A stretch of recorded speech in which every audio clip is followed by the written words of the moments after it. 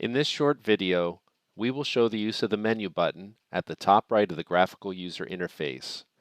This button is available from all screens and is used to access screens for advanced Vista Navigator functions, such as recording performances, setting MIDI channels and master volume, and loading stored capture memory files to the organ from a USB flash drive.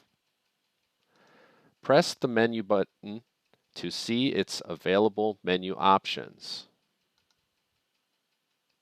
As an example, we'll press the Recorder button to go to the recording screen.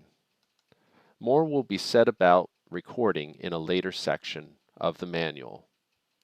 You can also use this menu to go back to the voice selection screen, the screen most often used by organists during performances.